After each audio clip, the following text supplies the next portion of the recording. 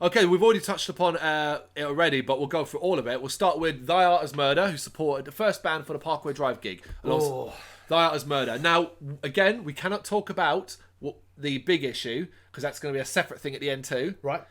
So just Thy Art Is Murder. Just basically the music. Yeah. A bit lost in what was a quite cavernous room. Yeah. You know, they didn't do anything wrong. It's just that it felt like their sound was maybe better suited to a smaller club where you were rammed in and it was aggressive, and do you know what I mean? I just felt it felt a bit like almost echoey and cavernous, like they were lost on the stage a bit. I think I agree with you on that. But music, I mean, they didn't do anything wrong. It's just they weren't suited for that big a venue. Agreed. Killswitch. Surprisingly enjoyed them more than I thought I would. Especially a couple of the ones that I recognised that I didn't maybe even really attribute to them. I knew Rose of Sharin was there, so when that came on, I'm thinking before the gig is like, well, I know that song. That comes on, I'll be like, yay. But actually, because they were so good and I was quite pumped up, it was a bit more like, yay, this is great. Yeah. Do you know what I mean? I thought they were good. I don't think they didn't blow me away, but they were good. Yep. Do you know what I mean? It wasn't like where a lot of people have said that headliners should be around the other way almost. Yeah. I certainly didn't feel that. No, I agree with you on that, But they were good. Yeah, they were good. I agree with you on that. I don't really care for Killswitch. I grew up listening to them, but I never really loved them. It was good. That's it. That's really what I can say. Yeah. And Parkway Drive, obviously, were excellent. I thought it was great. I mean, it was really, really cool. A lot of the things to see that I didn't expect. And if I went to that same show tomorrow, I would enjoy it even more. Because I went into that being a huge fan of Reverence. Yep. And liking a few songs off Ire. Yep. And while watching it, songs that got played that I wasn't actually familiar with, like Carrion being one of them from a much older album, Deep Blue or something like that. Yep. But I really enjoyed it. And since then, I've listened to it a lot. And now I would say probably every song they played at their set, I'm a massive fan of now. So I'd love to go and see that same show now. But they did things that I want to see from a headliner. You know, they came out, all surprised us. Oh, we're all standing watching the crowd. Watching the stage. And all of a sudden, I noticed some fire behind us. And I was thinking, what's going on over there? And then you realise the band were coming out, being led by flaming torches through the crowd. Yeah. And I thought that was cool. Because That was threw cool. me. Yeah. There's lots of fire, lots of flame. Somehow, I don't even know how they did this. I've never seen it at Ali Pali before, but they had pyro coming off from the sound box in the middle. That's right, in the centre, yeah. Yeah, so you weren't just getting it on the stage, you were getting it actually next to you in the sound booth as well. Yeah. But also at some point, they had violinists coming up on the stage behind them on raised platforms, playing along, which was cool as fuck.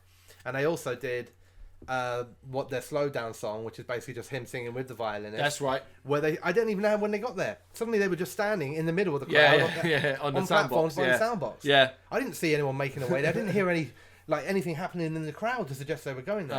Yeah. So I don't know if there's some sort of like magical fucking teleporter.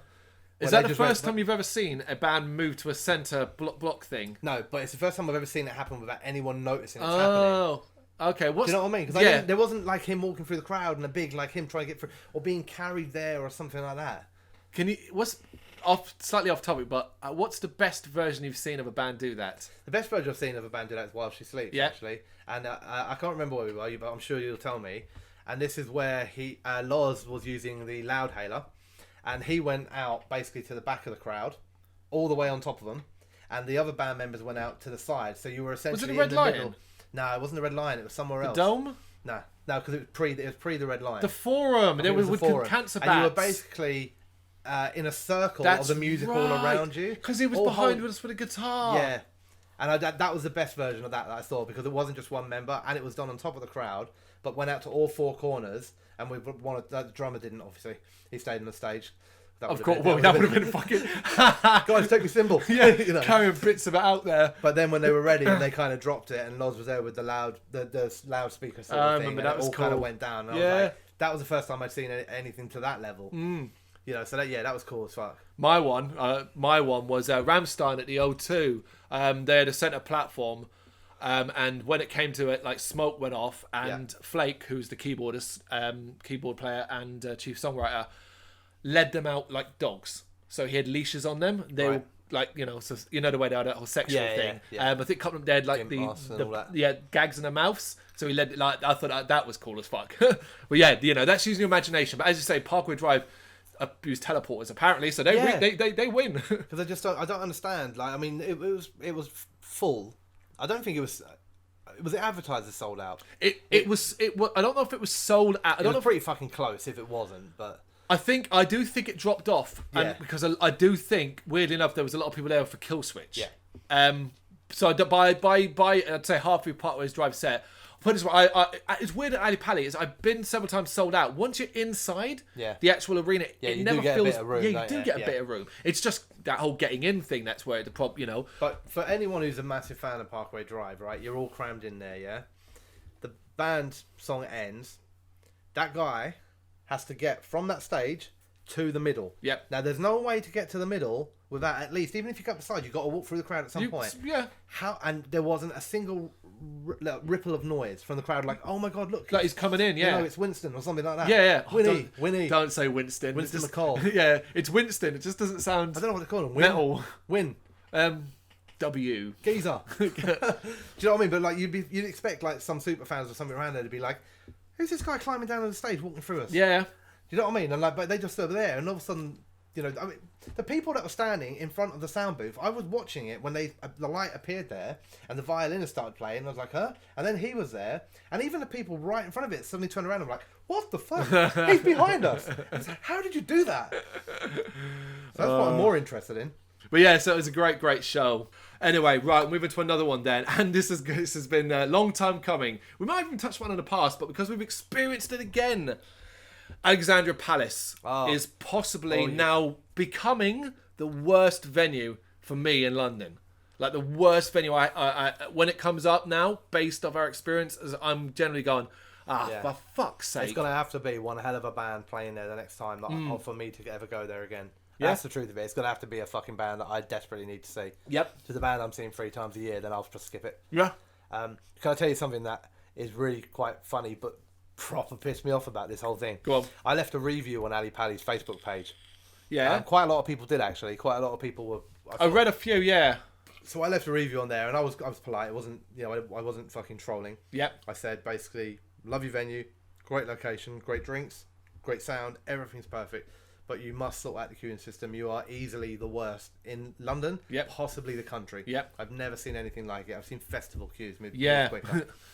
And do you know what I got? The Alexandra Palace liked my comment. Liked your comment? I got Alexandra Palace liked your comment.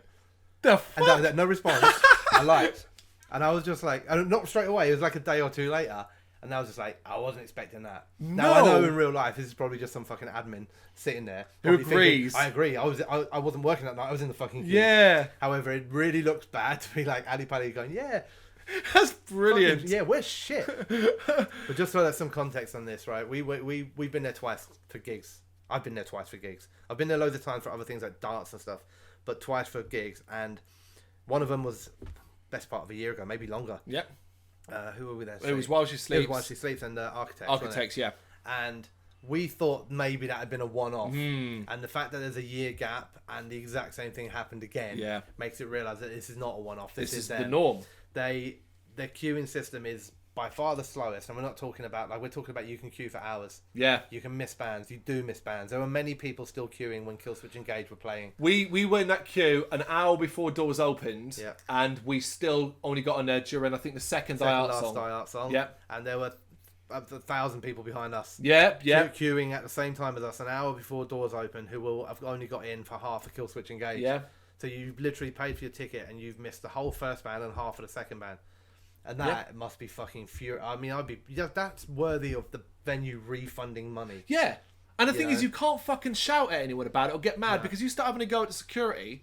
They're just going to say we ain't coming in, and they're going to. But you know, aside from the speed, the simple thing that they do wrong is they actually don't queue fairly. Yeah. So they do this thing where you have everybody queue en masse, and then as you get within a couple of 100 yards of the doors, finally, they then separate you out into 3 single queues, and then they let one line go in, refill that with people, next line go in, refill that with people, you know, and that's how they work. Yeah.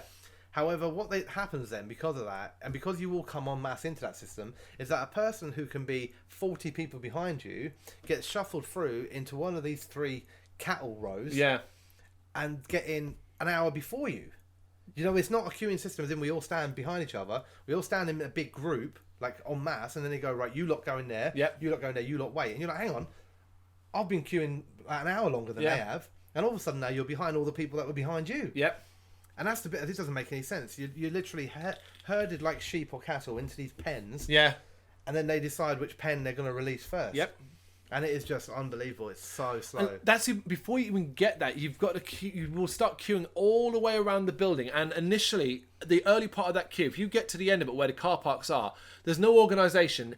British people try and queue, but it's still about maybe 10 people wide because it's quite a fat area. And then slowly, as you move along, security starts turning up and trying to push you squashed together, and you become 4. So you start getting squeezed out like a bit of toothpaste, getting smaller and smaller. And what you mentioned about kettle pens, that drives me nuts. But the worst thing for me for that is they'll release your queue. It's not like you're just walking into the venue and there's my ticket and you're in. No, because that's a massive group of people that then create a new queue right by the entrance where security, so they release bags... the pen, don't they, with you in it, and then that doesn't mean you're in. That means you now get to queue at the door. Yeah. And then they go through every bag and all that. And then once you're in, you It's then golden. got, the venue itself. And this is the thing, the inside of the venue sounds great in there. Yeah. As long as you have the right band and the right amount of people, I think, because it can be echoey if you don't have a big crowd. Yep. The beers are fucking great. The little village thing's cool as fuck. Toilets are fine. Everything's fine once you're inside. But getting inside, no one, like 2-3 hours you could queue in there and miss half your bands. I mean, you can't do that at the venue. I just think there should be more of an uproar about this, because I don't know how you do it. You leave negative reviews on the bloody Facebook page. They like the comment. Yeah. Realistically, anyone who was going there and bought a ticket specifically to see Killswitch and Thy Art Is Murder should be asking for their money back. Yeah, yeah. You know, it's ridiculous. I don't know how the bands know it, whether they know about it or how they feel about it. But if you're Thy Art and you're thinking, fucking hell, I thought this was sold out. We've only got about 500 people in front of us. They all want to see you, mate. They're all outside there. They can't get in. Yeah, that's it. That's it. It's it's infuriating. Yeah.